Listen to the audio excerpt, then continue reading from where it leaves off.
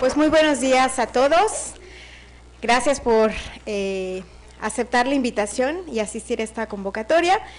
Estamos en el coloquio Lectura y Escritura, aprender a pensar a lo largo de la universidad.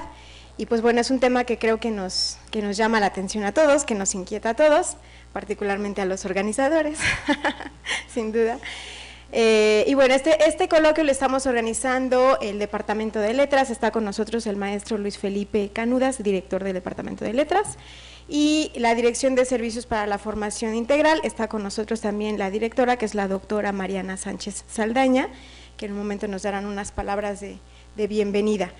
Y bueno, la académica que hemos invitado, con quien compartiremos experiencias y conocimientos sobre el tema, la doctora Lucía Natale. Ella es académica e investigadora de la Universidad de General Sarmiento en Argentina.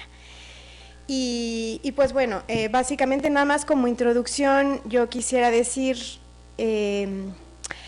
a veces se tiene la idea de que el tema de la lectura y la escritura es un tema primario, digamos, de formación básica, y que nosotros recibimos alumnos con deficiencias a las cuales hay que corregir.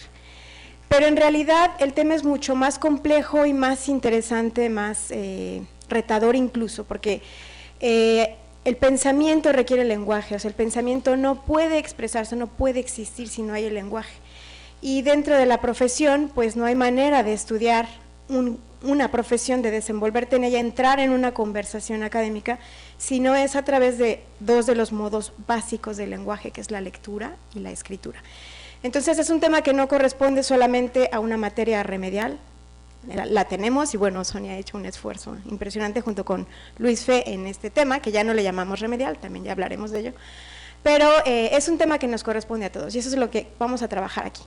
Entonces, bueno, sin más preámbulo, pues le dejo la palabra a la doctora Mariana Sánchez para que nos dé una bienvenida. Gracias a Lourdes, a Sonia y a todo el equipo que ha organizado este coloquio. Como acaba de decir ahorita la doctora Caudillo, enseñar a pensar no es poca cosa. Enseñar a pensar es nuestra misión universitaria. Y lo que tenemos que lograr es que a nuestros estudiantes se les note que pasaron por la universidad. Ese es como el propósito. Cuando Luis Felipe y yo nos pusimos de acuerdo, no solo para organizar este coloquio, sino también para qué cosas íbamos a decir, decidimos que el tiempo de este coloquio era de Lucía y que la que tiene cosas que decir es ella. Entonces, nosotros acordamos que les damos la más cordial bienvenida, que con nuestra presencia estamos diciendo que el tema le importa a la universidad, que es prioritario para nosotros, que estamos preocupadas y ocupadas en que nuestros estudiantes y nuestras estudiantes puedan manifestar su pensamiento, puedan estructurar sus ideas y puedan actuar como profesionales y que se les note.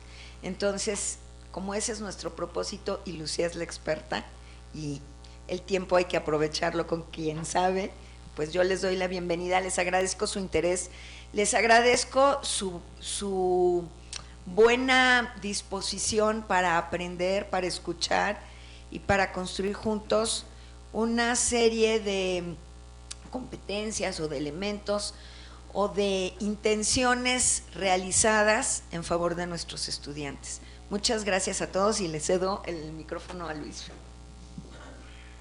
Muy buenos días, gracias por su presencia.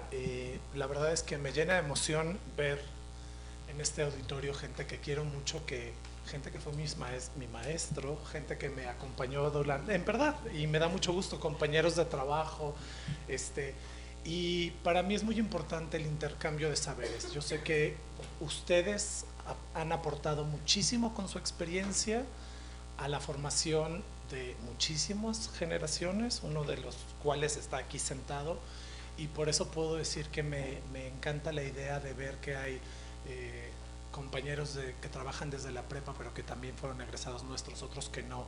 Este tipo de auditorios a mí me emociona, me da muchísimo gusto.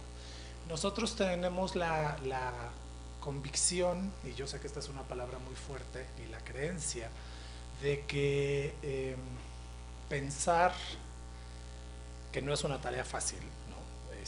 Va vinculado evidentemente a la lectura y a la escritura, y en una universidad, como decía Mariana, que de repente es muy fácil para nosotros decir, es que vienen mal de la prepa, y en la prepa es muy fácil decir, es que vienen mal de la secundaria, y así sucesivamente, y echamos la bolita hasta la primaria, y no nos enteramos qué pasa en la primaria. Si no transversalizamos ciertos saberes, si no transversalizamos ciertas prácticas, pues va a pasar la primaria, la secundaria, la prepa, la universidad, la maestría, el doctorado, y no sabemos escribir ni nuestro nombre. Y creo que es muy importante estos espacios de reflexión con gente que tiene el expertise que tienen ustedes, precisamente para saber qué sí nos ha funcionado, qué no nos ha funcionado, y cómo podemos aportar desde nuestra experiencia para formar un mejor país y mejores ciudadanos y mejores estudiantes, ¿no? Entonces agradecemos muchísimo, muchísimo la presencia de Lucía aquí en la Ibero, que aceptó nuestra invitación y además aceptó una agenda que iba creciendo por minuto, ¿no? O sea, la primera invitación fue, y si vienes y das una charla, y de repente esa charla se convirtió en 2 días, pero luego además asesorías personalizadas, pero además luego vamos a hablar con los de la prepa, pero con los de, ¿no? Y entonces creció así como el monstruo que todos los que han pasado por esta universidad saben que somos capaces de hacer, que vamos hibridando cosas y van creciendo. Entonces agradezco mucho su buena voluntad en esta hibridación. Les agradezco mucho la apertura y les agradezco mucho que hayan aceptado venir a hacer un intercambio de saberes con nosotros y con Lucía, evidentemente. Esto en verdad es para todos. No quiero que de ninguna manera se vea como una división de los ponentes y los que escuchan, sino al contrario, quiero que se vea como un equipo de trabajo y que intercambiemos cosas. En verdad les agradezco muchísimo su presencia y bueno, ya me robé demasiado tiempo. Gracias al equipo que organizó esto, que es mi querida Lulú, Sonia, que ellas fueron de alguna manera por el Departamento de Letras, la doctora Sonia Montes Romanillos, que está al frente del Centro de Escritura, y mi querida Lulú, que ha aguantado mi mal genio, mis correos electrónicos a deshoras y todo eso. Muchas gracias al apoyo de la DESFI y a todos los miembros de la DESFI que nos acompañan también, porque hemos tenido muy buen diálogo con ustedes. Y bueno, inauguremos esto para poder iniciar este diálogo de 2 días y esperemos que todos salgan con nuevas herramientas que yo estoy seguro que todos podemos compartirnos, ¿no? Muchísimas gracias por venir.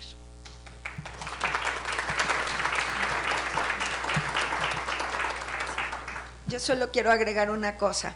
Ustedes vieron ahorita que Lucía nos sirvió agua a Luis Felipe y a mí. Y para mí eso es un signo de su espíritu de servicio, cosa que públicamente agradezco porque, como dijo Luis Felipe, le íbamos aumentando a la agenda y ella decía que sí. Entonces, por favor, aprovéchenla y agradezcamos su buena disposición. Muchas gracias. Bueno, pues muchas gracias Luis Fe y Mariana por acompañarnos. Como dicen, es signo de que a la Ibero le interesa este tema. Pues vamos a dar paso a la conferencia. Gracias Luis Fe, gracias Mariana. A la conferencia que hemos preparado para iniciar este evento. Bueno, les presento una muy breve semblanza que me envió Lucía, muy humildemente, muy breve, de su trabajo, pero bueno, para que nos demos una idea de dónde está trabajando ella actualmente. Es investigadora docente de la Universidad Nacional de General Sarmiento en Argentina, donde ha coordinado un programa institucional de lectura y escritura en las disciplinas. El PRODEAC, hoy incluido en los planes de estudio de todas las carreras, como llamado Acompañamiento a la Lectura y la Escritura en las Disciplinas. Sus siglas son ALED. Ha dictado seminarios dirigidos a académicos en distintos países de América Latina. Investiga sobre alfabetizaciones disciplinarias en asignaturas de grado, cuestión que es objeto de sus artículos y capítulos de libro. Recientemente, en el marco de un proyecto de alcance regional, ha coorganizado 2 volúmenes, Alfabetización académica, un camino para la inclusión en el nivel superior, de 2017, que aborda la relación entre la alfabetización académica e inclusión en el nivel superior, y La lectura y la escritura en las disciplinas, lineamientos para su enseñanza, de 2018. El libro ofrece lineamientos para la incorporación de las prácticas de lectura y escritura en cursos universitarios. Y bueno, pues ella a sí misma se llama Docente en Lucha. Ya nos dirás después el contexto. Ok, bueno, pues le damos la más cordial bienvenida a Lucía. Muchas gracias. Bueno, ante todo quiero yo agradecer a toda la Ibero por esta generosa invitación, bueno, a Mariana, a Luis Felipe y especialmente a Sonia y a Lourdes por todo el apoyo que me han brindado para preparar estos encuentros, y también por la agenda que es muy estimulante, y que estimulante en el sentido de que, bueno, voy a compartir diálogos y con actores de toda la universidad y de todas las carreras, o de gran parte de las carreras. No quiero afirmar cosas que por ahí no son. Y bueno, realmente, y de la prepa también me resulta una actividad realmente muy estimulante, la posibilidad de compartir y de escuchar preocupaciones de colegas, y que realmente creo yo que me suman, me contribuyen conmigo en las reflexiones. Así que bueno, hoy voy a estar con ustedes con una presentación en la que, digamos, voy a hacer una contextualización de los estudios, decir un poco qué es lo que ya se sabe o a qué cuestiones se ha arribado en el campo de la enseñanza de la lectura y la escritura en el nivel superior. Y bueno, ahora les voy a decir desde cuándo y cómo y todo ese tipo de cosas. Así que bueno, si les parece, empezamos ya con la exposición, y bueno, después me hacen las preguntas que quieran, suavecitas por favor. Bueno, empezamos. Bueno, como les decía, como decía acá Lourdes, le puse un toque ella me había propuesto el título Enseñar a pensar desde la lectura y la escritura, bueno, y yo le agregué también y actuar, porque muchas de las carreras en las que nosotros trabajamos son de corte profesional, y la actividad profesional también está atravesada por las prácticas de lectura y escritura y de oralidad. Nadie es un buen abogado si no sabe hacer un buen contrato o hacer una buena carta documento, y nadie es buen ingeniero si no sabe elaborar proyectos o manuales de procedimientos, o de hablar con el gerente japonés de la multinacional y con el operario y con el jefe de planta y ese tipo de cosas. Entonces, realmente el lenguaje atraviesa todas nuestras actividades, las cotidianas y más las académicas y profesionales. Bueno, en esta exposición me interesa partir de algunos interrogantes que trataremos de ir contestando a lo largo de esta charla, ¿no? Un poco esta cosa de si hay que enseñar a leer y escribir en la universidad. A veces podemos pensar, otra vez, algo más me van a agregar, pero bueno, en estos días me enteré que es una de las competencias de la Ibero, digamos que la Ibero tiene como uno de sus mandatos fuertes, así que independientemente de lo que ya, ahora vamos a ver por qué hay que hacerlo, ya estoy contestando que sí, además en este contexto en particular adquiere una especial relevancia esta pregunta. Bueno, ¿y por qué hay que hacerlo, no? ¿Y para qué? ¿Cuál sería la finalidad? ¿Y cómo? Porque, bueno, también es cierto que no hemos sido preparados para enseñar a leer y a escribir en las disciplinas, ni siquiera los profesores de letras. Conversábamos hace un rato, antes de empezar, con Yolanda, con Sonia, que en las carreras de letras tampoco nos han preparado para enseñar a leer y a escribir, ¿no? Y esto es un campo que en Latinoamérica, digamos, está en formación, pero que no hay posgrados, no hay una especialidad, no hay un doctorado como hay sí en los países, en otros países, ¿no? Bueno, ¿quiénes deben hacerlo? Porque, bueno, estas son las preguntas que iremos contestando. Pero en principio, para empezar, me interesa hacer un poco de historia, ¿sí?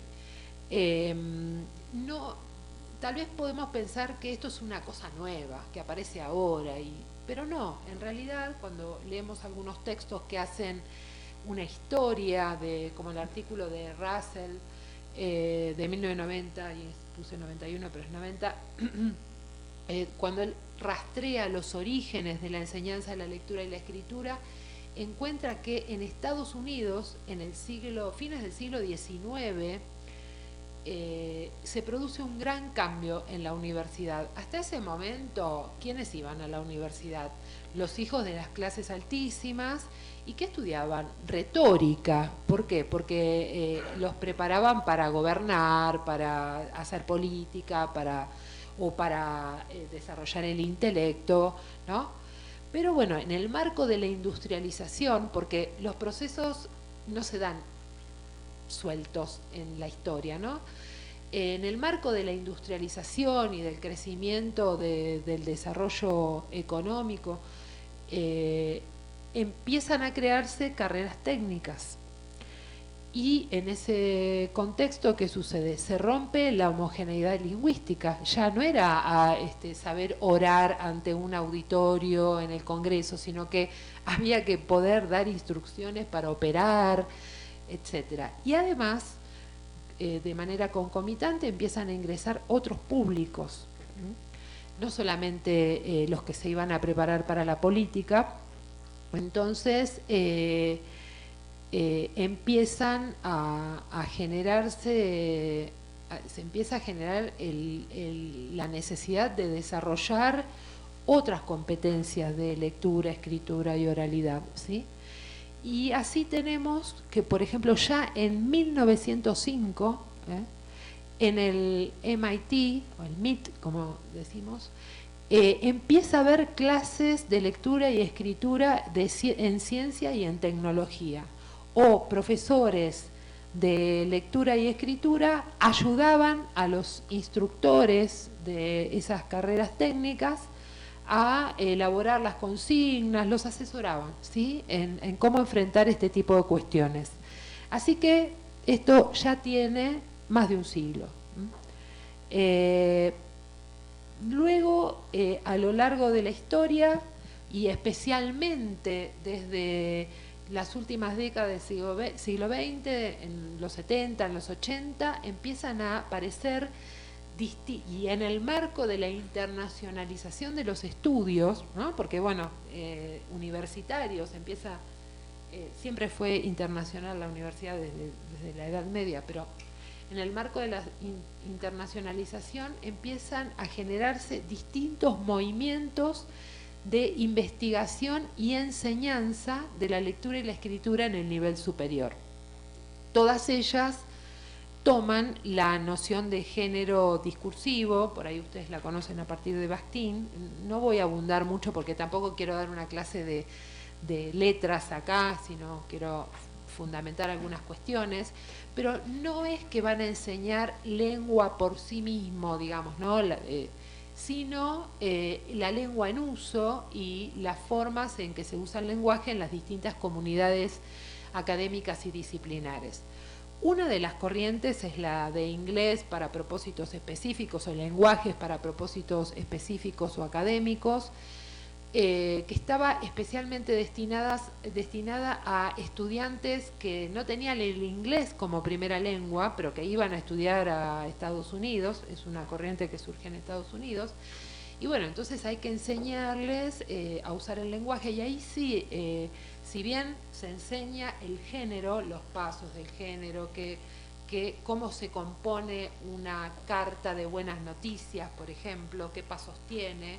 Primero hay que agradecer, luego hay que dar información, luego dar algunos datos administrativos, saludar, etcétera, etcétera. Además de hacer eso, lo que hacen es decir, bueno, el informe de laboratorio se escribe en voz pasiva impersonal y buscar el verbo, marcar la forma correcta del verbo, como aprendimos nosotros inglés, ¿no? Fill in the blanks, completá con la forma correcta, buscar un verbo que sea menos informal de esta lista. Bueno, entonces, pero claro, estaba destinada a estudiantes extranjeros y el dominio del inglés era una cuestión importante. Paralelamente, o como una rama que se desprende del inglés para propósitos específicos, hay otra corriente denominada la nueva retórica, donde a ellos les importa menos la cuestión lingüística, lo que más le importa es que los estudiantes empiecen a ver cómo se usa la lengua en las situaciones particulares. No enseñar la lengua o los formatos lingüísticos, sino que ellos vean en la práctica, el concepto más fuerte es el de la práctica, que ellos vean en la práctica dónde aparecen las situaciones de lectura y escritura. No sé, en un laboratorio, ¿qué se escribe, por ejemplo, ¿no? Mientras se están haciendo experimentos? No sé, se van anotando los resultados, se hace un registro, se hace el informe de cómo fue la experiencia, luego se hace el artículo de investigación que publican un montón de todos los que participaron de la experimentación. Y a ellos les interesa que los estudiantes progresivamente vayan observando cómo se desarrollan las prácticas de lectura y escritura en ese ambiente y que las aprendan un poco por inmersión. Para ellos, reducir la lectura y la escritura a la mera actividad lingüística es una visión reduccionista, digamos, y es limitante. Creen que se tiene que dar más en un contexto real, donde ellos vean, ¿no? Es como los médicos, por ejemplo. Los médicos tienen una formación que, independientemente de todo lo que tienen que leer, van al hospital, ven el caso, leen los antecedentes, van anotando cómo evoluciona el paciente día a día. O sea, es una formación donde la lectura y la escritura es un componente más de toda la práctica social que está teniendo lugar en ese ambiente, ¿no? También tenemos la escuela de Sydney, la teoría de género y registro, que está directamente vinculada con la lingüística sistémico-funcional de Michael Halliday. En esta corriente lingüística no solamente importa describir el lenguaje, sino también enseñar las formas lingüísticas prestigiosas en una sociedad para que los sujetos puedan actuar en esos contextos, puedan desenvolverse exitosamente en esos contextos. Y bueno, la escuela de Sydney surge, ustedes saben que en Australia, ustedes saben que Australia también es un país que recibe mucha inmigración, y donde también es un país con muchas lenguas originarias, ¿no? Y lo que ocurría es que en las escuelas primarias había un grupo de escuelas primarias a las que asistían grupos desaventajados, ¿no? Escuelas desaventajadas. Los estudiantes lamentablemente fracasaban, entonces estas escuelas le piden asistencia a la Universidad de Sydney y un grupo de lingüistas empieza a asesorar y lo que hace es describir los géneros que se usaban en la escuela primaria primero, luego en la escuela secundaria y actualmente en la universidad, para capacitar a los docentes y para que les enseñen a estos jóvenes o a estos niños también esas formas en que se usa el lenguaje en la escolaridad para mejorar los resultados. Y luego, a partir de los resultados favorables, se extendió esta línea y bueno, hoy ya es una línea de estudio de los textos que circulan en la escolaridad y de investigación y de enseñanza, ¿no? Tienen también un fuerte componente pedagógico y lo que buscan es el empoderamiento de estos grupos, ¿sí? En los 90s, en el Reino Unido, para pasar a la corriente de academic literacies, en plural,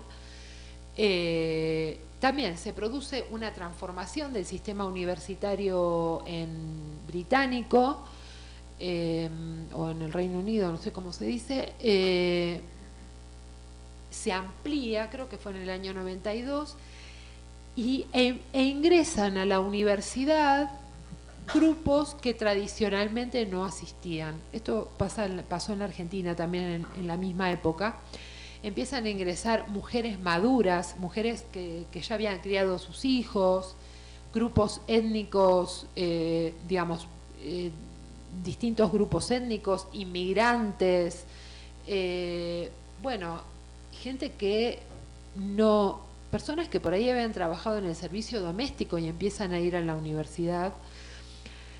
Y bueno, se encuentran con un conflicto grande porque la universidad tiene un lenguaje muy cerrado y para ellos esto era excluyente, ¿no? Excluyente en el peor sentido de la palabra, digamos, no les permitía continuar. Es decir, si bien la universidad se había abierto para estos grupos, había una barrera lingüística que no podían atravesar. Bueno, y esta barrera lingüística, un poco la tuvimos todos. Cuando yo empecé la universidad había estudiado inglés, había estudiado alemán, me encantaba leer, había sido una buena estudiante en la escuela secundaria, perdón que hable de mí, pero bueno, me parece, es como creo que nos pasó un poco a todos. En cambio, cuando empecé la universidad yo decía, ¿qué hago yo acá? No entiendo nada. Por dar así un cuentito chistoso, el profesor de introducción a la literatura hablaba de Camus y yo había leído a Camus, entonces tenía un problemita ahí, hasta que me di cuenta de que, y él decía, bueno, l'étranger, y yo había leído El extranjero. Bueno, entonces hasta que me di cuenta de que Camus y Camus eran la misma persona y que el libro, bueno, me llevó una semana más o menos. Pero bueno, son las barreras que ponemos, y son barreras lingüísticas. Pero bueno, en este caso empieza los que trabajaban en Academic Literacies, que eran profesores que se habían formado en la práctica. Ellos dicen, somos practitioners, que tuvimos que aprender esto. Empezaron a investigar qué pasaba con los sujetos. O sea, a ellos no les interesa tanto ni los géneros, por supuesto parten de la noción de género de Bakhtin, no es que no la consideran, pero a ellos lo que más les importa es qué pasa con los sujetos, qué pasa con las relaciones de poder dentro de la universidad, ¿no? A quiénes se habilita, cómo se los habilita, a quiénes se los excluye. ¿Qué transformaciones ocurren en los sujetos en cuanto a su identidad? ¿No? Así que, como verán, hay líneas de investigación y abordajes muy distintos, luego se verá. Afortunadamente, en Latinoamérica estos estudios también están muy extendidos, ¿no? Hay, por ahí, no sé si tanto los estudios, ¿sí? Por supuesto hay redes de investigadores, hay asociaciones, pero son relativamente recientes, digamos. Es un campo que en la práctica empezó a desarrollarse en los años 90, en Argentina concretamente apareció en los años fines de los 80, 85, empezaron a aparecer los primeros talleres. ¿Y esto por qué? Porque en el año 84, fines de 83, digamos 84, recuperamos la democracia y con la recuperación de la democracia se instituyó el libre acceso a los estudios universitarios, se eliminaron los cursos de los exámenes de ingreso, se eliminó el arancelamiento y empezaron a ingresar un montón de grupos de nuevos estudiantes y bueno, lo que se pensaba en ese momento es que estos nuevos grupos tenían dificultades, porque tampoco eran los grupos tradicionales que iban a la universidad antes. Y empezaron a crearse numerosas iniciativas. Hoy hay muchas redes de investigación y asociaciones.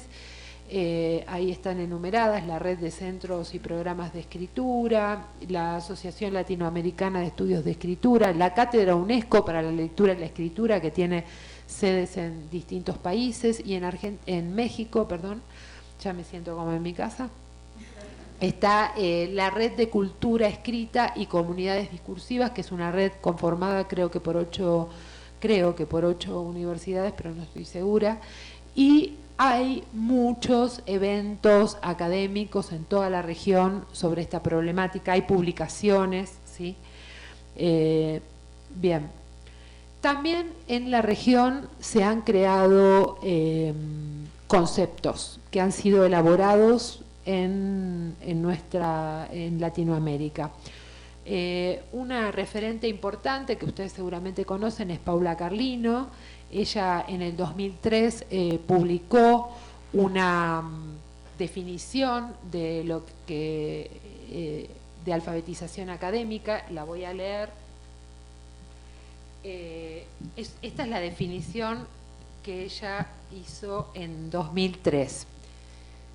Bueno, dice: el concepto de alfabetización académica, ella escribía en ese momento, señala puse algunas cosas en negrita sobre las que voy a volver después, señala el conjunto de nociones y estrategias necesarias para participar en la cultura discursiva de las disciplinas, así como en las actividades de producción y análisis de textos requeridas para aprender en la universidad. Apunta de esta manera a las prácticas del lenguaje y pensamiento propias del ámbito académico. Designa también el proceso por el cual se llega a pertenecer a una comunidad científica y o profesional, precisamente en virtud de haberse apropiado de sus formas de razonamiento instituidas a través de ciertas convenciones del discurso. Bueno, como verán, se llama la atención sobre los modos específicos que cada cultura académica o profesional tiene de pensar y de producir y analizar textos, ¿sí? Eso por un lado, eso es central. Pero a la vez, en esta definición, el foco, Paula Carlino pone en el foco en los estudiantes. Son el conjunto de nociones y estrategias necesarias para poder participar, ¿sí? Es el proceso por el cual se llega a pertenecer a esa comunidad por haberse apropiado de esas convenciones. Entonces acá el trabajo fuerte, digamos, lo tiene que realizar el estudiante. Digo todo esto porque para comparar con lo que sigue ahora. 10 años después, y así se llama el artículo, que fue publicado precisamente en una revista, la revista mexicana de investigación, sí, la revista mexicana de investigación educativa, en el año 2013, que hubo unos volúmenes especiales. Paula Carlino publica una nueva definición en la definición de alfabetización, una nueva definición de alfabetización académica.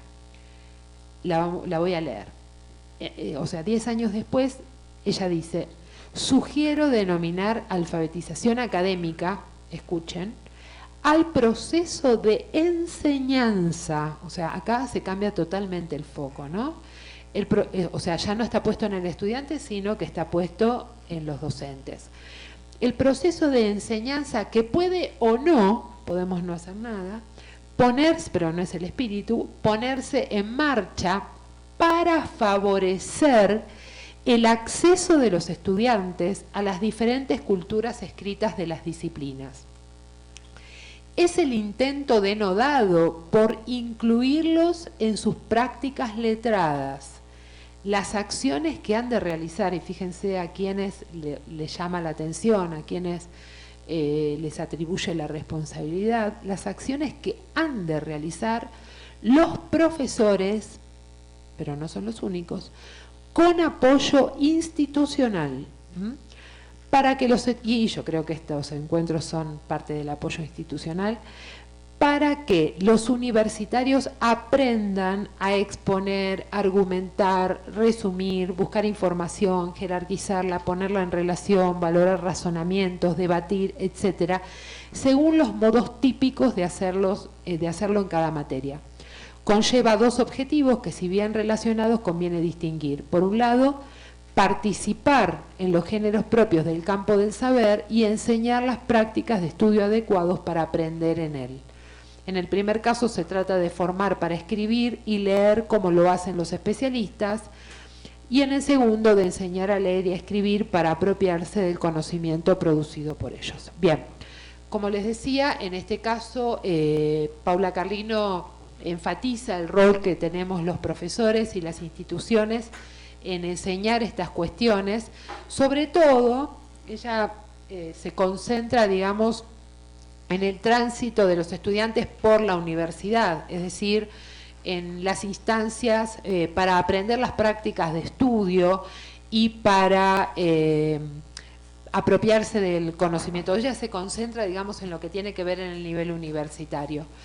Pero, digamos, en otros autores, David Russell sobre todo, ellos hablan de también leer y escribir en las profesiones, digamos, o sea, porque no solamente estamos preparando a los estudiantes para que egresen de las carreras, sino que también estamos preparando a los estudiantes para que luego se puedan insertar, como decía hace un rato Mariana, para que se les note cuando se inserten en el campo laboral. Y a toda universidad le gusta decir, aquí se formaron estos personajes importantes de nuestra sociedad, aquellos que hacen bien las cosas, ¿no? Entonces hay que también pensar en esa proyección hacia el futuro, hacia el momento de la graduación y de la actuación en el campo profesional o académico posterior. Bueno, ahora vamos a ver también, a empezar a responder algunas, hechos un poco este panorama histórico y de algunas nociones centrales. Vamos a empezar a responder esas preguntas que aparecían inicialmente.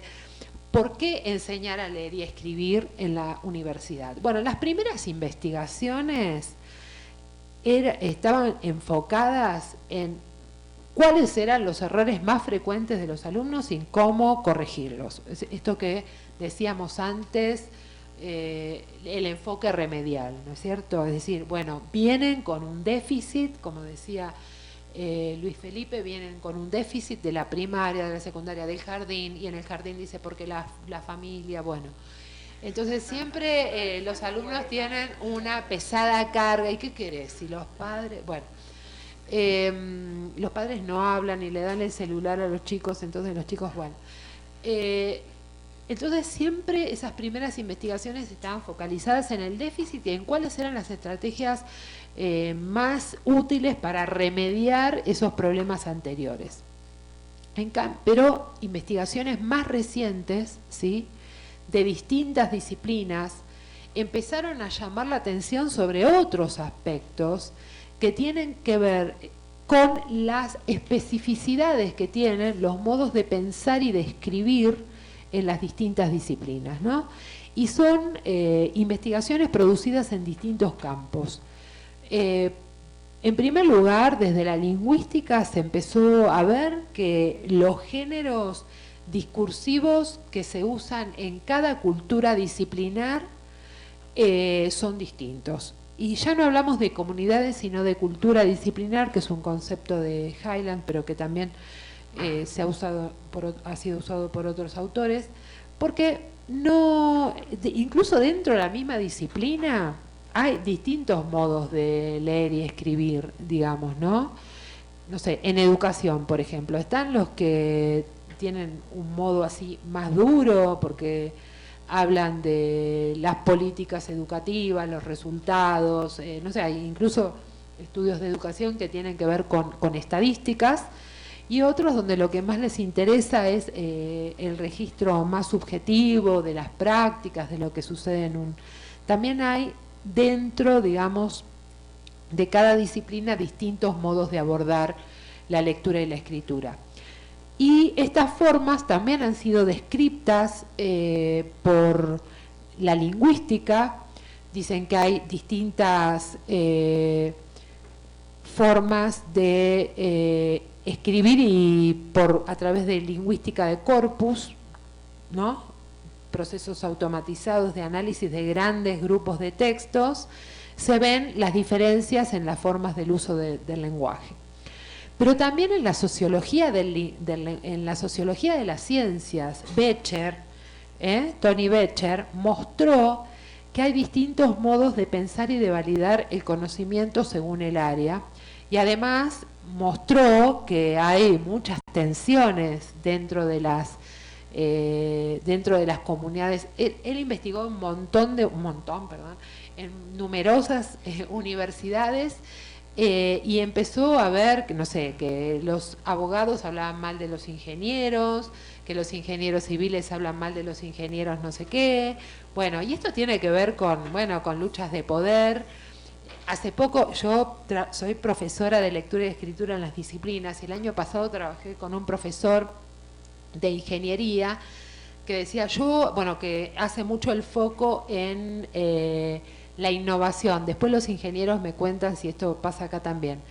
Y este profesor me decía, no, yo trabajo mucho el concepto de innovación y que desarrollen innovaciones porque no quiero que sean meros repetidores de metodologías o procedimientos, no sé qué. Bueno, este año me tocó ir a otra materia de ingeniería y todos los alumnos citaban un manual de procedimientos en ingeniería para poder hacer una impresión en caliente o algo así. Entonces yo le digo, bueno, pero citar un manual no está muy bien, no sé, busquen otra fuente. Y ahí el profesor decía, bueno, siempre hay que decir de dónde se saca el procedimiento, porque yo no busco acá que sean inventores. Entonces yo dije, hay pica, como... hay pica, decimos, ¿no? Es como, y esto es lo que dice Becher, que hay tribus que se están disputando los territorios.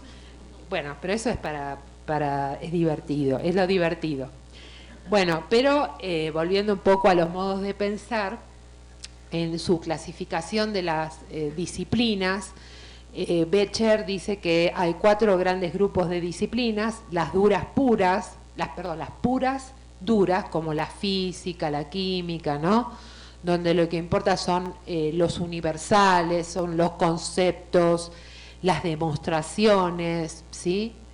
Pero también están las duras aplicadas, como la ingeniería, donde lo que importa es, por supuesto, a partir de lo que producen las puras duras, dominar el entorno físico y desarrollar productos y técnicas, o sea, aplican todas esas nociones, conceptos, cálculos, fórmulas que se desarrollan en las puras duras para crear conceptos y productos y procedimientos. Y del otro lado tenemos a las blandas puras, como la historia, por ejemplo, donde lo que importa es no abordar universales como en las puras duras, sino aspectos particulares, un fenómeno, hacer un abordaje holístico, explicar los fenómenos mediante unas metodologías totalmente cualitativas, interpretativas, digamos, son otros paradigmas de pensamiento y otras teorías y otros modos de producir conocimiento. Y después están las blandas aplicadas, donde también son son cualitativas, pero están orientadas, como la educación, a la práctica profesional, al desarrollo de protocolos, procedimientos de actuación con personas, sobre todo, ¿no? Y bueno, si yo me detengo independientemente de las características, hay otros autores con los que Becher escribió que también hablan, no lo pude poner acá, ya se me va el tiempo, pero que estas formas, porque Becher dice, tenemos que estudiar cómo son las disciplinas en sí mismas para ver también cómo se enseña, porque la universidad se nutre de... No está aislada la universidad de lo que se produce en las ciencias, ¿no? En todo caso, los profesores universitarios lo que hacemos es llevar las investigaciones, ¿sí? También las producimos, pero llevar las investigaciones y las últimas investigaciones a nuestros alumnos, ¿no? Somos los miembros destinados a la formación de los futuros investigadores, ¿no? Investigadores y académicos. Somos el nexo entre los investigadores puros y los que se quieren acercar a estas comunidades. Bueno, y otros autores que trabajaron con Becher dicen que estas características de estas ciencias se trasladan luego a los modos de enseñar y a los modos de evaluar en las disciplinas, en las materias. Pero bueno, eso para otro día. Bueno, entonces, una primera explicación de por qué tenemos que enseñar a leer y a escribir tiene que ver con esto, ¿no? Con enseñar a pensar, ¿sí? Pero también hay que enseñar a escribir para pertenecer, ¿no? Bueno, saqué la cita de Russell, pero él dice que una de las formas de la exclusión, todas las formas de la exclusión son lingüísticas. Bueno, hay otras barreras también, hay otras formas de la exclusión, pero él habla de las barreras lingüísticas. Para poder participar en un ámbito hay que hablar como se habla ahí, ¿no? Y esa es una carta de presentación fuerte. Bueno, entonces, para poder... lo que dice Russell es que en cualquier momento, en cualquier instancia de ingreso a la educación, hay una nueva forma de hablar o de escribir o de leer que se enseña. Ustedes piensen cómo habla un nene en su casa, o qué cuenta un nene en su casa. Le cuenta, no sé, que otro nene le pegó, que jugó con el amiguito, bueno, los relatos cotidianos que todos compartimos en la mesa, ¿sí? Bueno, hoy el colectivo, bueno, el bus tardó un montón, pero cuando, y eso es muy frecuente en la ronda de narraciones en el jardín, el kinder, en las salas de la educación inicial, no sé cómo se llaman aquí en México, pero cuando los chicos empiezan la primaria, esas narraciones, doy este tipo de ejemplos porque son los más evidentes, ¿no? Empiezan la primaria y ya al poco tiempo la señorita maestra le dice, bueno, la introducción tiene introducción, nudo y nudo y desenlace. Entonces, primero hay que decir esto, hay que caracterizar los personajes, hay una serie de acciones que son el nudo y luego cómo termina la historia. Vino mi mamá, me despertó y me di cuenta de que todo había sido un sueño. Bueno, ya hay una formalización de cómo se cuenta, ¿no? Y aparecen también otro tipo de relatos históricos, no sé, de cómo fue la conquista, de cuáles fueron los actores. Y ya no es Pepito el personaje, sino que es el gobierno, los opositores, empiezan a aparecer como unos grupos. Todo esto lo muestran muy bien los libros del grupo de Sydney, de la escuela de Sydney, que están destinados a la primaria y a la secundaria. Y bueno, entonces ya desde los primeros momentos de la escolaridad, una de las enseñanzas más fuertes es a usar el lenguaje de determinada manera y a complejizar las formas de comunicación. Estas formas, como lo dijo bien Lourdes, y que esto está muy estudiado por Vygotsky, por ejemplo, bueno, Halliday también es vygotskiano, y Bernstein, ¿no? El uso del lenguaje genera transformaciones en el modo de pensamiento de los sujetos, y también es una vía de acceso para pertenecer, para ingresar y pertenecer a distintas disciplinas. Entonces, escribir para pertenecer es una buena razón para enseñar a leer, a escribir. Bueno, digo leer también porque la lectura es como una herramienta importante también, independientemente de la transmisión de los conceptos, tiene importancia para ofrecer modelos de cómo se escribe en la academia o cómo se escribe formalmente. Bueno, también es importante escribir para comprender. Como decía recién y como decía Walterón, cuando una persona aprende a escribir en la escuela primaria ya, ahí se produce una transformación importante en su modo de pensar. ¿Por qué?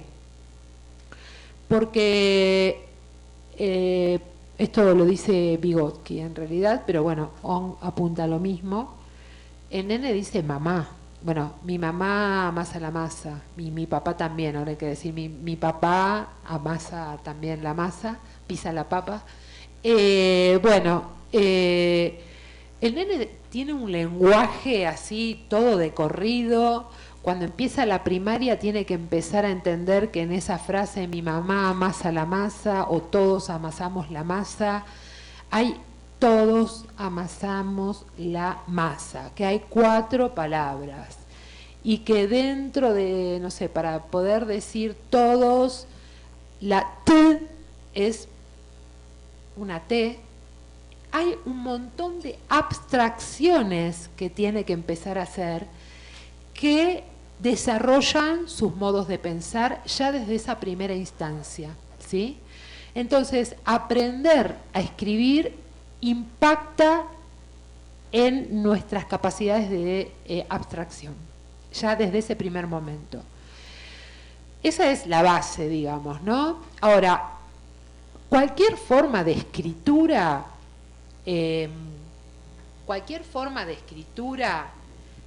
sirve para transformar el pensamiento. Bueno, distintas investigaciones realizadas desde la psicología, como Montserrat Castelló, bueno, y otras autoras españolas, dicen que no, que hay formas de escritura que solicitamos los docentes que no tienen otro objetivo que verificar que el alumno ha estudiado. Defina el concepto de X, ¿sí? Y bueno, ¿lo sabe o no lo sabe? Entonces la escritura es nada más que una vía para la evaluación de los aprendizajes, de algún modo adquiridos por memorización, a veces.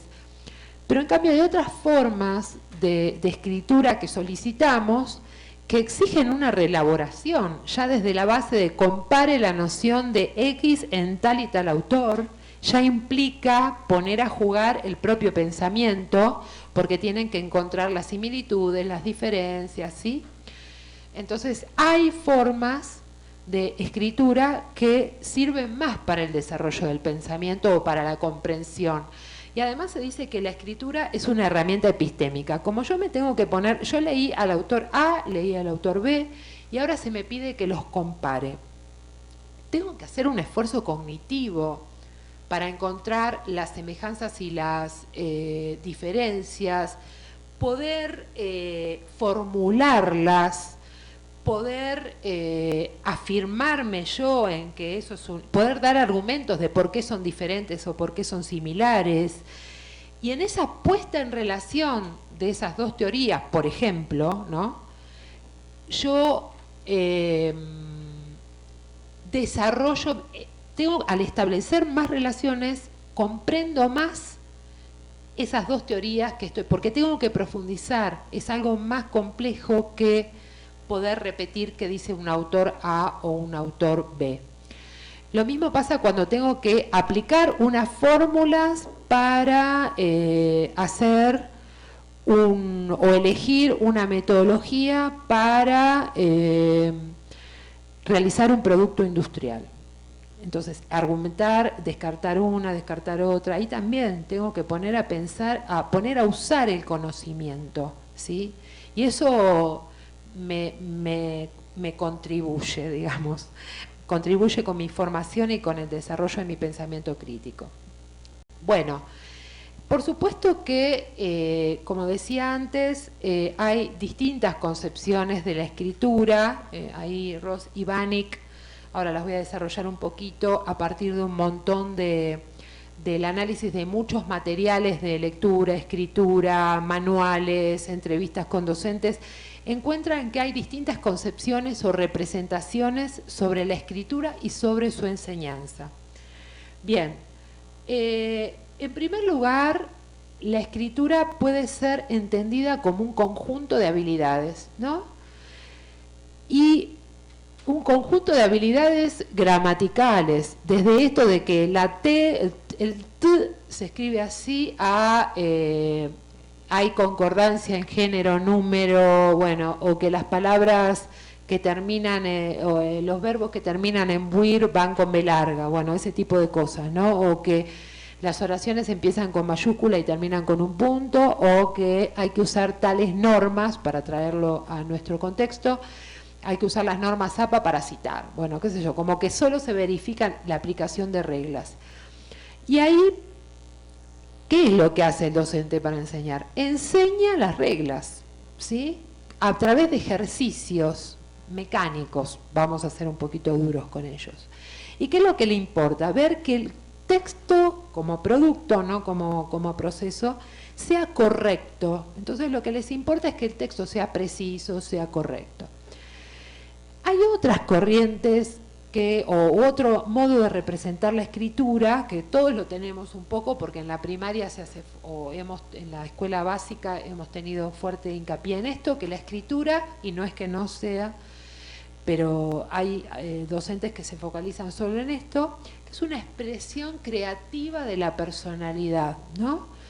Y entonces lo que no se enseña, porque no se enseña, lo que se busca es desarrollar la creatividad y la originalidad en las producciones de los estudiantes.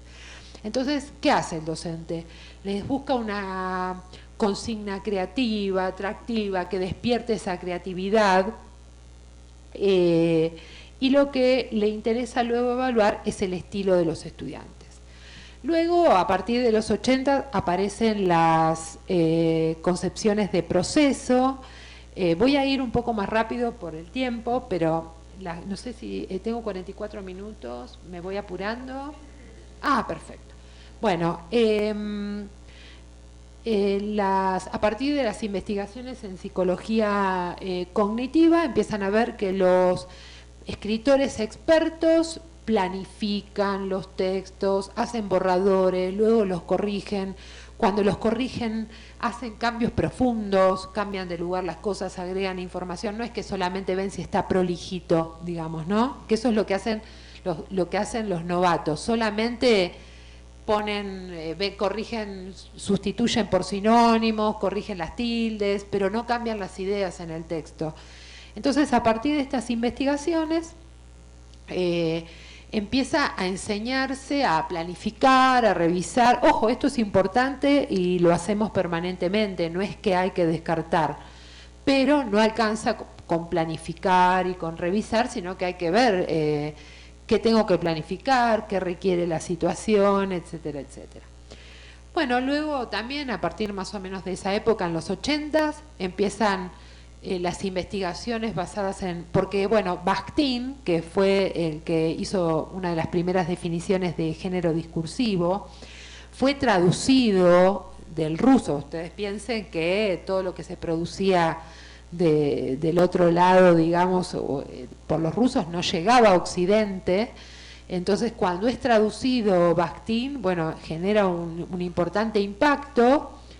Y empiezan a describirse o a pensarse que la escritura es un conjunto de géneros que tienen, como decía Bakhtin, un tema, un estilo y una composición particular. Hablan de un tema, tienen un estilo específico de hablar y se estructuran de determinada manera, ¿sí? Entonces, en todos los estudios sobre la escritura empiezan a trabajar sobre esto, y les interesa describir esas características formales y estilísticas de los distintos géneros de la vida social, porque Bakhtin habló de distintos ámbitos de la actividad humana ya cuando escribió este texto pionero.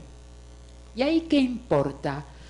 Que el docente acá, ¿qué hace? Enseña explícitamente cómo son los géneros, ¿sí? Esto ya desde esa marca inicial de que una narración tiene introducción, nudo y desarrollo. No, introducción, desarrollo y desenlace. Bien, nosotros decimos, tienen que escribir un texto con introducción, desarrollo y conclusión, ¿no? Bueno, ahora, ¿qué hay ahí adentro? Bueno, ¿y qué evalúa el profesor? Que ese texto sea adecuado, ¿sí? Bueno,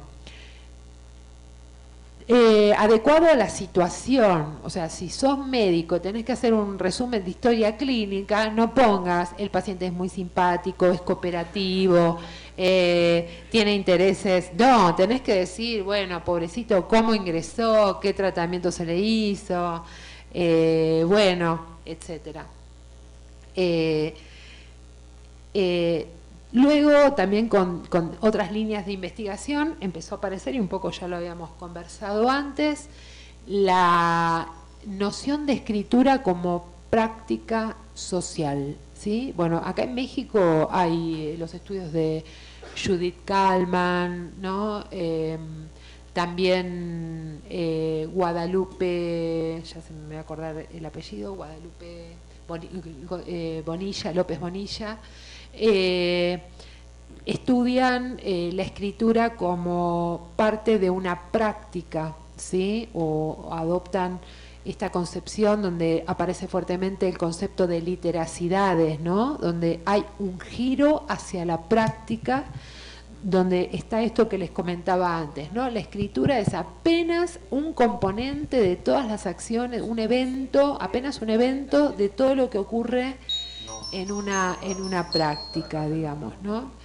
No sé, en un organismo estatal, por supuesto que se lee y se escribe, pero además hay reuniones donde, como esta, donde mucha gente toma nota, hay alguien que habla con un PowerPoint, luego se deja que el otro termine de hablar y otros levantan la mano. Bueno, pasan un montón de cosas, ¿sí? Hay un coffee break.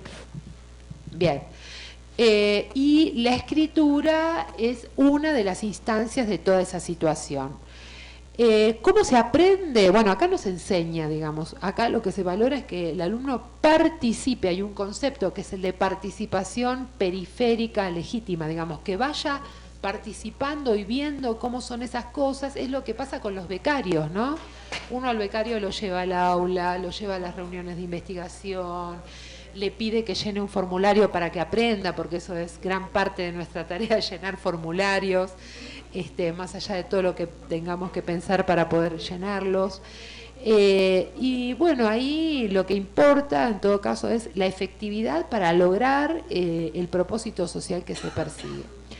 Y luego hay otra corriente que tiene la escritura como que no quita o que le agrega un componente que es importantísimo, que es el componente sociocultural y político, digamos, donde además de lo que se escribe, lo que importa es quién lo escribe, qué relaciones de poder y de autoridad hay entre el que la lee, el que lo escribe y el que lo lee, en qué instituciones, bueno, porque además las instituciones, en un sentido amplio, las universidades, los organismos, establecen y regulan cómo hay que leer y escribir. No sé, en cualquier revista tenemos las instrucciones para los autores, no sé, y si yo mando un paper a una revista científica y digo, ay, me encantó lo que vi, fue súper interesante ver esto, bueno, nos lo van a rechazar, porque no es como se habla ahí y la forma de hablar está regulada, nos guste o no nos guste, hay por supuesto, esto es pero ellos dicen que hay que hacerles ver a los estudiantes toda esta cuestión ideológica y de relaciones de poder, que no debemos dejar de decirles qué es lo que ocurre en la realidad, para que ellos tomen una posición y que sean críticos, ¿no? Bien, entonces hay una amplia variedad para elegir. Y por supuesto, asociado con esto, hay distintos, en esa corriente Academic Literacies, han encontrado que hay 3 formas de desarrollar la alfabetización académica, o lo que ellos llaman las alfabetizaciones académicas, porque ellos hablan en plural, porque dicen que un estudiante en un mismo momento está cursando una materia de ciencias sociales y al ratito va a una materia de ciencias duras, porque estudia física. Entonces hay una materia que tiene que ver con el pensamiento occidental y al ratito va a ser fórmulas, ¿no? Entonces hay un montón de habilidades que en paralelo tiene que desarrollar. Y hay distintos modos de hablar y de escribir en una misma mañana, ¿no? Entonces dicen que hay 3 modelos de la alfabetización académica, uno concentrado en las habilidades de estudio, que sería el remedial, que se focaliza en aspectos gramaticales y léxicos, otro de socialización académica, donde lo que importa es enseñarles básicamente los géneros que se usan en sus disciplinas, pero estos géneros no son puestos en cuestión, se los enseña así como son, ¿no? Y está el modelo de las alfabetizaciones académicas, donde lo que importa es que los estudiantes, como les decía recién, vean cuál es la epistemología y las relaciones de poder y autoridad dentro de una cultura disciplinar. Una cuestión importante que señalan los autores encuadrados en esta línea, muchos provenientes del Reino Unido de Gran Bretaña, donde se desarrolló inicialmente en los años 90, pero con fuerte impacto también, creciente impacto diría yo. Ellos dicen que el modelo de las alfabetizaciones académicas incluye a los otros 2. Es decir, no es que si adopto el de alfabetizaciones académicas, no tengo que enseñar cuáles son las formas típicas de escribir la metodología del artículo, ¿sí? Pero sí que hay que poner al desnudo algunas otras cuestiones. Bien, pero como les decía, en todas estas líneas lo que importa es enseñar a leer y escribir a partir de géneros. Es lo que hay hasta el momento y es, digamos, hasta el momento porque uno nunca sabe, pero es lo que está aceptado actualmente por todas las corrientes, ¿no? Con distintas improntas, con distintos focos, más lingüísticos, más centrados en la práctica, ¿no? Otros que adherimos a una visión más integradora de las corrientes y no a las disputas entre ellos, porque el objetivo es importante y lo que importa es que los alumnos salgan bien, entonces tenemos que tener una caja de herramientas y no importa de dónde vengan y a cada estudiante, porque puede ser que un estudiante necesite un apoyo más fuerte en cuestiones de escritura, ¿no? De cuestiones básicas, entonces necesitará que un asesor de escritura lo acompañe. En esto los centros de escritura son fuertes, ¿no? Pero bueno, si ya sabe, no lo voy a hacer practicar la conjugación verbal, porque es perder el tiempo para él y se va a aburrir y no va a querer ir más. Bueno, entonces, ¿por qué enseñar a partir de géneros? Porque, bueno, en los géneros de las disciplinas son inseparables las formas y el contenido. Es decir, en ingeniería, lo que escriben los ingenieros tiene contenido de la ingeniería, ¿no? No es que escriben relatos históricos con fórmulas de la ingeniería, no.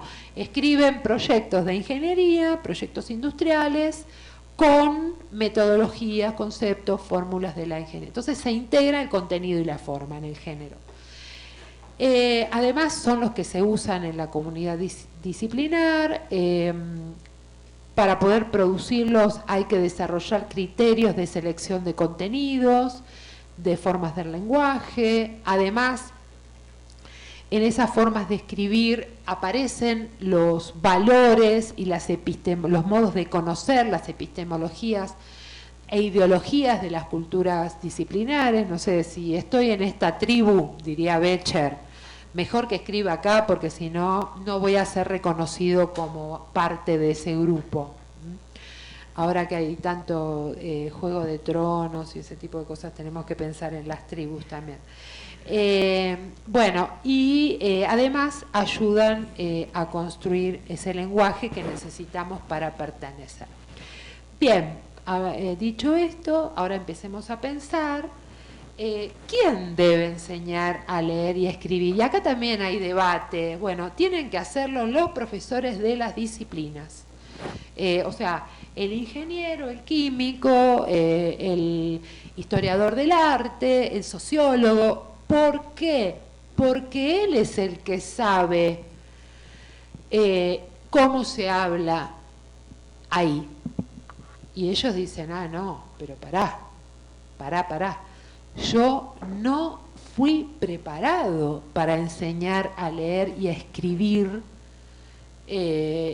Yo sé lo que dicen los teóricos y lo puedo transmitir, pero no sé enseñar a hacer un análisis sociológico o hacer yo sé hacer, porque esto es lo que pasa con los especialistas en contenido.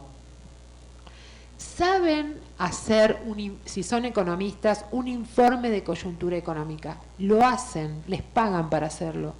Saben cómo hacerlo, pero no han desarrollado, porque bueno, no fueron formados para ello, las herramientas metalingüísticas que les permiten describir el género, encontrar esas regularidades, transmitírselos a los estudiantes. Entonces, cuando corrigen, pueden decir, ¿está bien o está mal?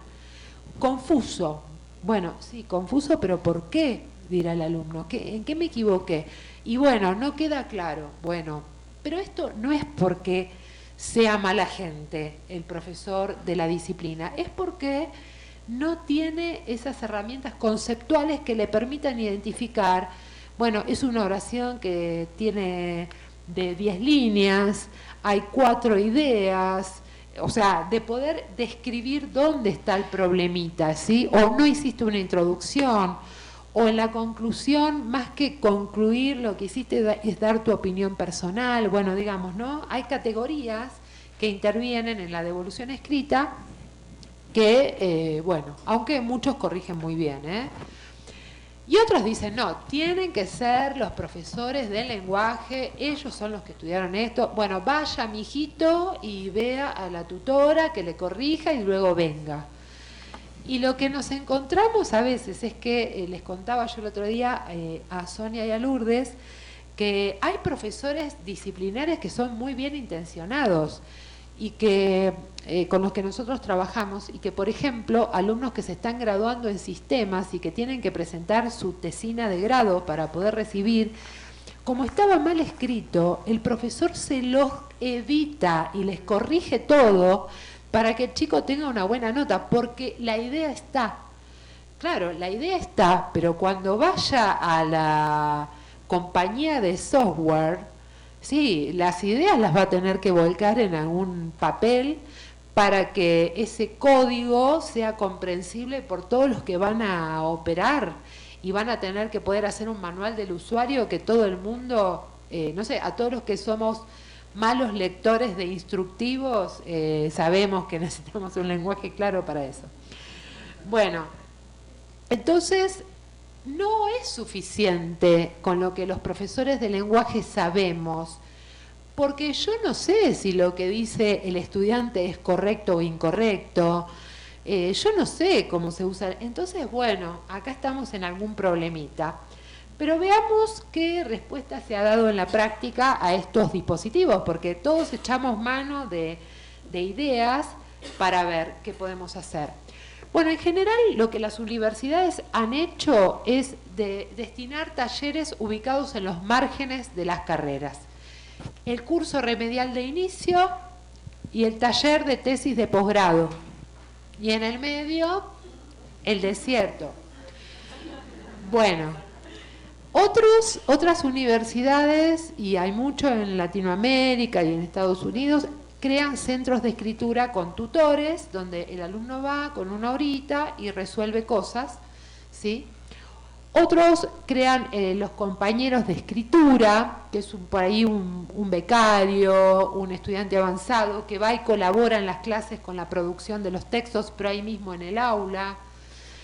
Cursos específicos en paralelo a las materias, porque el profesor de la materia dice, mira, yo quiero que aprendan a escribir, pero no te puedo dar ni un minutito porque se me agotan los contenidos, tengo que dar y no tengo tiempo. Entonces se desarrolla un curso paralelo donde un profesor de lenguaje o un profesor o una pareja pedagógica ayuda a los estudiantes a hacer eso que les hacen hacer, les piden para acreditar esa materia.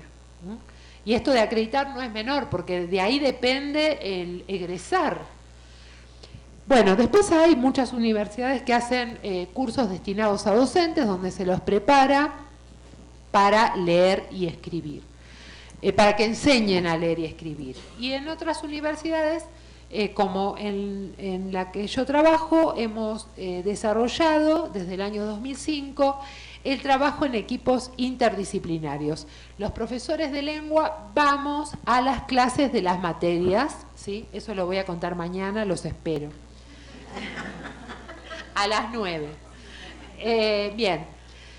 Ahora bien, ante esto, el profesor experto, el profesor disciplinar, el ingeniero, el sociólogo, el historiador del arte, ¿sí? El diseñador gráfico, que puede, ya estoy terminando, ¿qué rol puede asumir frente a esto lo dice Paula Carlino en un artículo o parte de lo que dice acá lo dice Paula Carlino en un artículo que se llama Obstáculos y Bienvenidas, está en línea.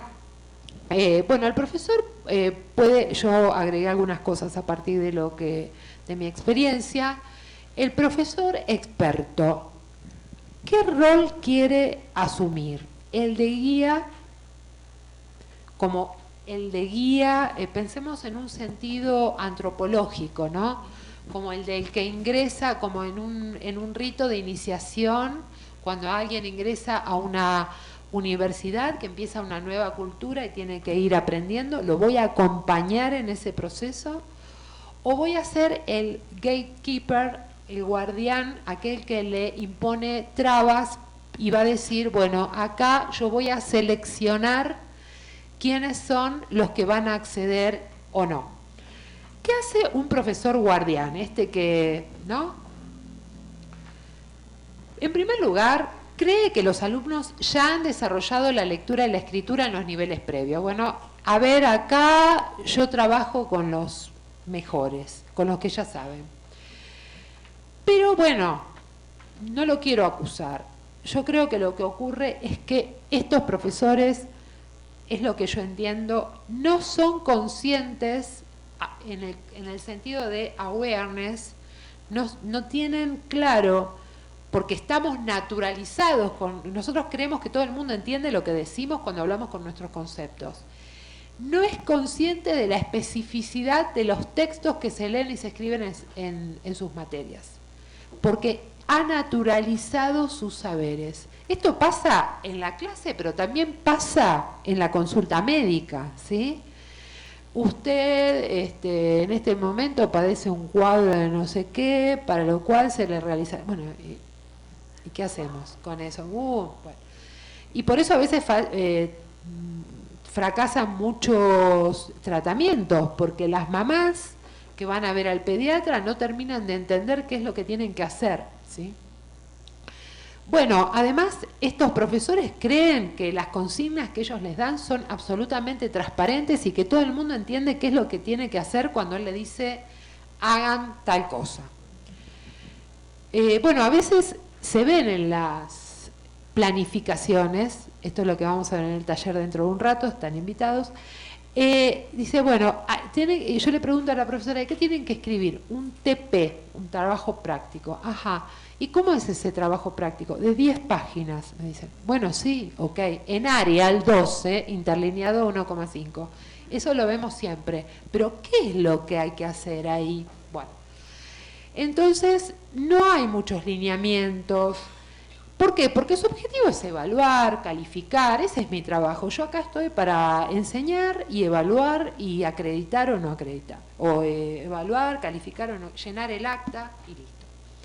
Entonces privilegia los contenidos teóricos, la transmisión de esos contenidos teóricos y no cree en general, no quiero, acá estoy siendo extremista, pero bueno, hay grises, no cree que la lectura y la escritura formen parte de los contenidos de su asignatura y que alguien va a poder hacer un proyecto industrial o que va a saber hacer el análisis, la derivación de un paciente por el solo hecho de tener conceptos. Bien, en cambio el profesor guía, ¿no?, sí entiende que este chico que está ingresando, chico o chica que está ingresando, no sabe qué ocurre acá y que hay un montón de barreras que tiene que traspasar y que tiene que entender. Digo un montón de barreras que son lingüísticas, pero también dónde me tengo que anotar para rendir un examen, cuándo me tengo que anotar, con quién tengo que hablar para, no sé, hay un montón de cuestiones que tienen que ver con el actuar dentro de la universidad que también son desconocidas. No presupone que el estudiante ya debería haber aprendido, comparte con los alumnos la cultura académica que él ha adquirido en su larga trayectoria, coopera, esto lo señala mucho Paula Carlino, coopera con la lectura. Ustedes vieron que los textos que nosotros leímos ya dan por sentados que conocemos los conceptos, las disputas entre autores. Nosotros las entendemos, pero porque ya llevamos unos cuantos años leyendo y estudiando estas teorías. Pero dentro de los textos teóricos hay divergencia, esto de que hablábamos de las tribus, hay disputas que a veces están nombradas, las críticas a la otra teoría son explícitas, pero a veces están medio veladas porque no queremos ser muy agresivos, entonces las decimos sutilmente. Pero por ahí un alumno novato no las capta, digamos, no ve esas cuestiones, entonces el profesor las abre. O por ahí el alumno no sabe los conceptos que están ahí encriptados en ese texto. Entonces dicen, bueno, ustedes por ahí no saben esto, pero yo les voy a explicar que este concepto. O contextualiza el momento en que ese texto fue escrito. Por ahí les dice, bueno, a ver, por ahí a ustedes esto les parece algo medio viejito, pero piensen que fue el primer aporte en este campo, bueno, y va ahí contextualizando. Y además, como la lectura es algo que ocurre en la cabeza, o sea, yo siempre doy este ejemplo, es muy fácil aprender a ser carpintero, no sé, pero cuando uno va, el aprendiz que va a la carpintería, el mestre carpintero le dice, el martillo se agarra así, tené cuidado, el clavito se agarra así, poné los dedos así, y se ve cómo se clava el clavo, es una actividad visible. Pero la lectura y todas las relaciones que yo voy haciendo mientras leo no se ven. Entonces, para poder enseñarlas yo las tengo que verbalizar. Bueno, acá lo que está diciendo el autor, ahora me doy cuenta que esto que dijo antes tiene que ver con esto. Y voy mostrando las relaciones que voy realizando. Selecciona con criterio qué tipo de texto seleccionará para evaluar. Bueno, a ver, ¿cuál es el objetivo de mi materia? ¿Yo qué quiero que aprendan? Y esto, ¿cómo se relaciona con el perfil del egresado de esta carrera? Entonces, ¿yo con qué estoy contribuyendo? ¿Estoy contribuyendo con ese perfil o no? Entonces, bueno, ¿qué tengo que enseñar? Reflexiona sobre lo que les pide que hagan a los estudiantes. Ofrece lineamientos claros, no es un TP de 10 páginas con Arial 12 interlineado 1,5, ¿sí? Título centrado en negrita, no, dice otras cosas también. Revisa versiones preliminares de los textos, va acompañando esa producción en proceso y ofrece en esas revisiones retroalimentación sustantiva. Bien. Bueno, ahora sí, para ir cerrando o para empezar, ¿sí? Me quedan 2 diapositivas nada más. ¿Qué podemos de todo este panorama que fuimos trazando, donde intenté traer algunos estudios, digamos, que plantean hacer una especie de estado del arte, crear un panorama y contar un poco qué es lo que ya hay? En primer lugar, vimos que no hay una única manera de leer, escribir y pensar en la universidad, ¿sí? Que esto es disciplinar y que hay muchas maneras. Implica la lectura y también la escritura organiza la oralidad. Yo hablo así porque me escribí este PowerPoint. Genera nuevas formas de comprensión de los contenidos, ¿sí? Tiene un efecto epistémico cuando no se la concibe como una mera herramienta para repetir lo que el alumno ha estudiado, ¿sí? Y por otro lado, algo que me parece central es que los estudiantes necesitan poder manejar estos géneros de los que hablábamos para poder actuar cuando egresen, pero también para poder transitar exitosamente la formación académica, ¿no? Para poder graduarse y luego insertarse. Bueno, por otro lado, hemos visto que la enseñanza de la escritura, de la lectura, la escritura y la oralidad es una tarea que comprende a todos los actores institucionales. Y cuando digo todos, no digo solamente los docentes, también están, porque son apenas un eslabón y a veces lo que ocurre es que no son conscientes de la especificidad del lenguaje empleado, que esto es también responsabilidad de las instituciones. Creo que la Ibero la tiene muy presente, está entre esto de las competencias de la Ibero, está escrito en los planes que esto tiene que ser desarrollado, se generan acciones para poder atender a esta cuestión. Y bueno, y también hay que ver que hay distintos modos de generar esta alfabetización académica, pero también ver con cuál nos quedamos, porque no todos tienen la misma meta, ¿sí? ¿Cuál vamos a privilegiar? ¿Cuál vamos a usar o en cuáles vamos a brevar para diseñar nuestras propias acciones, ¿sí? Y bueno, me parece que para empezar, o un buen puntapié inicial, es hacer conscientes las diferencias, ¿sí? Y las especificidades para poder introducir mejoras, en la enseñanza de las asignaturas y, por supuesto, para mejorar la calidad institucional. Bueno, ahí tienen las referencias bibliográficas y desde ya muchas gracias por haber asistido.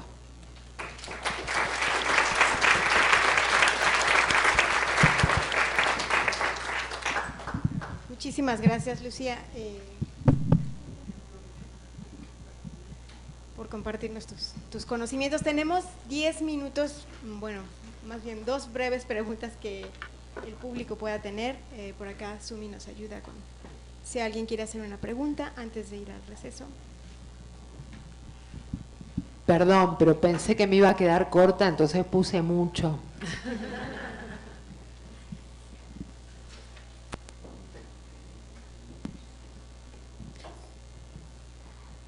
Nadie que se anime. Bueno, mientras se animan, yo te hago una pregunta.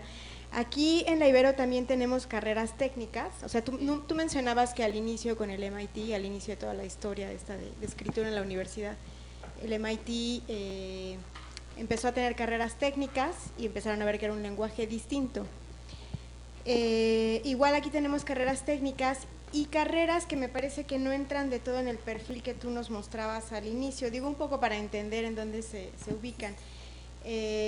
Por ejemplo, la carrera de diseño de modas, que tenemos aquí algunos colegas que han trabajado arduamente en este tema, han empezado a trabajar este tema. Diseño de modas, ¿en dónde podríamos ubicar esta disciplina? Me parece que es como una blanda aplicada. Yo entiendo que sí. ¿Ustedes coinciden? Me parece perfecto. Bueno, porque yo creo que sí, digamos, la considero también una disciplina en cierto punto técnica, pero blanda, digamos, porque en diseño de moda, según me contaron un poco, y como creo que es el espíritu en muchas instituciones, es también contemplar aspectos culturales, históricos, y no solamente de técnicas y materiales, ¿no? Sino que para poder fundamentar, uno no va a fundamentar solamente qué género va a usar, eso tiene una explicación, no sé, tiene una explicación técnica seguramente, bueno, nuestra ropa está destinada a personas que no sé qué, entonces es activas, profesionales, por lo cual es mejor que sean unas telas que no se arrugan, ¿no? Pero también implica conocer los contextos en que las personas esas a las que está destinada nuestra ropa actúan. Yo creo que es una blanda aplicada. Creo que sí, y donde intervienen el diseño de procedimientos, porque también yo no sé nada de eso, pero me imagino que el que diseña tendrá que luego explicar cómo hacer el corte, no tengo idea, pero me imagino que tiene que haber, que hay una serie de instructivos, ¿sí?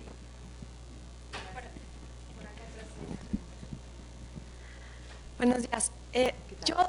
Yo trabajo en una licenciatura que se llama Sustentabilidad Ambiental, y entonces justamente lo que tienen que tener los estudiantes y las estudiantes es conocimiento, una manera de entender todas las disciplinas que tienen que ver con la sustentabilidad. Entonces no es nada más como el lenguaje de la disciplina, porque no existe como tal, sino el lenguaje de muchas disciplinas.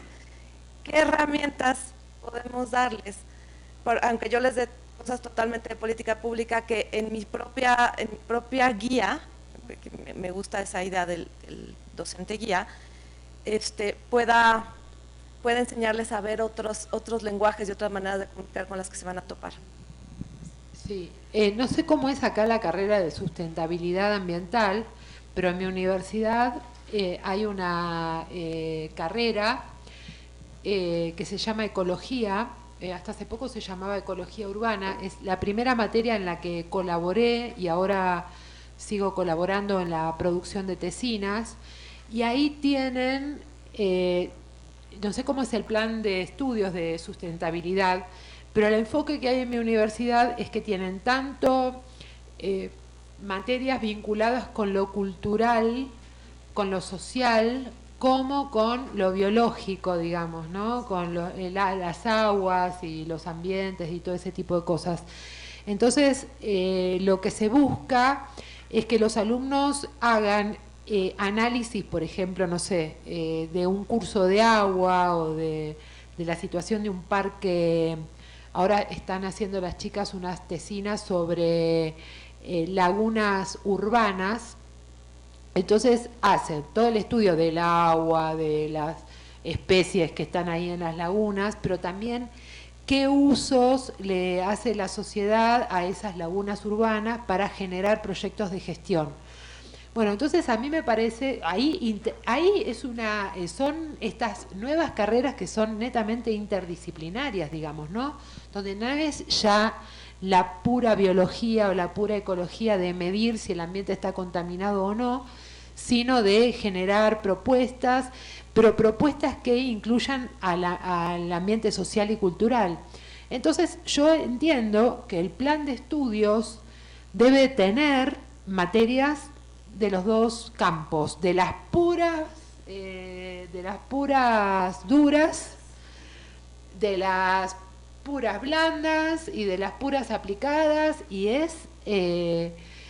ahí, bueno, se verá si la carrera está más orientada a la gestión o a la investigación, o a ambas, como es la carrera en mi universidad, y eso estará contemplado en el plan de estudios. A mí me parece que lo que es importante es que en los trabajos que les pidamos converjan ambas miradas, ¿no? O que en las consignas que les demos, no sé, que analicen la situación de la laguna urbana, ¿sí? Les pidamos que también hagan un análisis de los usos sociales de esas lagunas, por ejemplo, que los ayudemos a integrar esos dos grupos de conocimientos. ¿Te convence?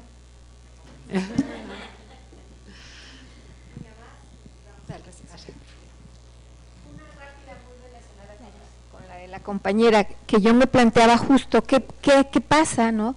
Cuando ya estamos rompiendo las disciplinas, la fragmentación de las disciplinas, y estamos hablando de nuevos paradigmas de pensamiento interrelacionales, holísticos, complejos, sistémicos, ¿no? Que tiene que ver con la pregunta de la compañera. O sea, yo no le puedo pedir a un ambientalista que solo hable de lo biológico. Entonces, ¿cómo están estas herramientas de escritura para poder responder a esta interrelación y no a esta fragmentación de las disciplinas?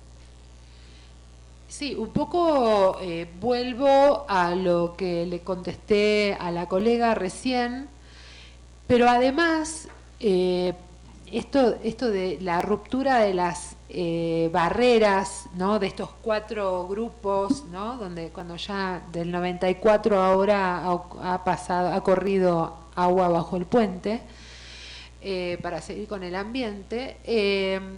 A mí me parece que es algo sumamente estimulante. Volviendo un poco, yo quiero contar brevemente, yo soy profesora de lengua, trabajaba en una escuela media, hice un par de posgrados, en esos posgrados me enseñaron, trabajaba con la escritura académica.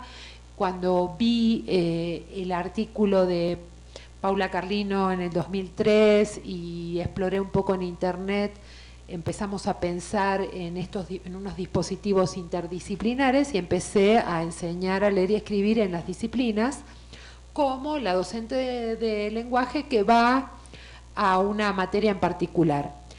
Y ahí me di cuenta de que hay muchos lenguajes y que hay que abrir la cabeza para poder escuchar todos los sonidos, digamos, que suenan en un texto interdisciplinar. Y enseñarles a los estudiantes a escuchar esos sonidos. Y a mí me parece que una vía interesante, bueno, primero que hay mucho por construir en estas nuevas carreras interdisciplinarias, donde el foco está puesto en el diálogo en el cuerpo docente, me parece a mí, ¿no? De cómo podemos ir articulando. También me contaron que acá hay unas instancias de integración, ¿no? En las carreras tienen unas instancias de integración donde ahí también se puede ayudar a integrar. Ahora, ¿cómo hago yo para encontrar estas formas? Porque a lo mejor yo ahora estoy en esta carrera de sustentabilidad ambiental, pero soy ambientalista, quiero ser ambientalista, pero yo me formé en biología. Entonces yo tengo que aprender también a escuchar esos otros sonidos, a abrir mi cabeza, pero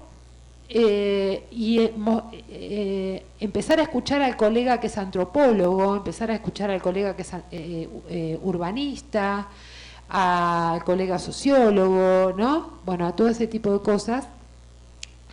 Y seguramente ya hay, afortunadamente, muchas publicaciones donde estas interdisciplinas han empezado a generar revistas, libros. Entonces, bueno, una manera de enseñar a ver cómo se lee y se escribe aquí es leyendo esos textos, deconstruyéndolos. Eso lo vamos a ver mañana, así que a las 9. Muy bien, pues le damos un aplauso a la doctora. Muchas gracias. Los invitamos a un breve receso. Aquí tenemos el área de café y nos vemos nuevamente a las 11 para continuar con una mesa de diálogo con algunos de nuestros colegas. Gracias.